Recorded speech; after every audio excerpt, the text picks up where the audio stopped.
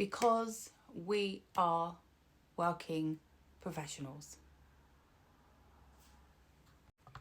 Let me try and explain what I mean. So I do get questions, messages about carers being too attached to clients. And obviously we've been talking a bit about this, haven't we? Because we've been talking about funerals and things like that. So it's worth bringing up because, you know, I always used to think a good carer was someone who almost cared too much.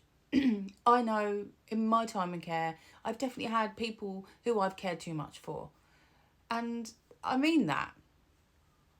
Sometimes I feel like the lines can get very blurred, and I think you can still be a really good carer and maintain those professional boundaries. Rules are put in place by care companies, care homes, whoever, for a reason, because of the openness to abuse on both sides, actually.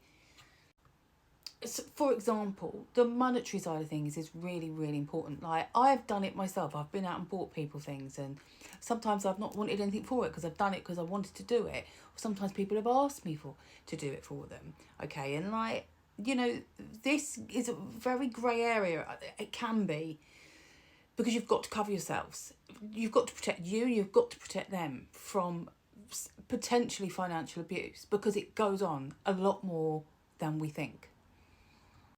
Anything you do like that, you know, some companies will have like a monetary kind of file in a folder that you fill out, and you have a receipt, and you do this, that and the other. But also, even if it doesn't, you write this down, and you tell the office what you're doing, and all that sort of stuff.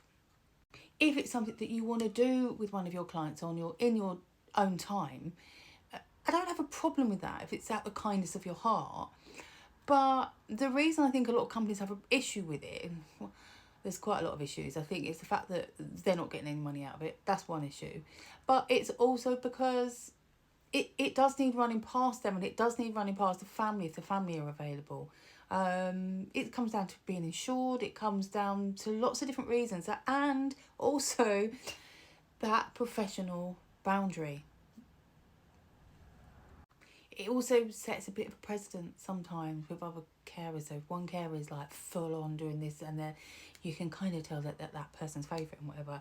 Other carers then might feel obligated to do the same things, but they don't want to do the same things. But it sets that precedence from that carer who's OTT in a way sometimes, I think.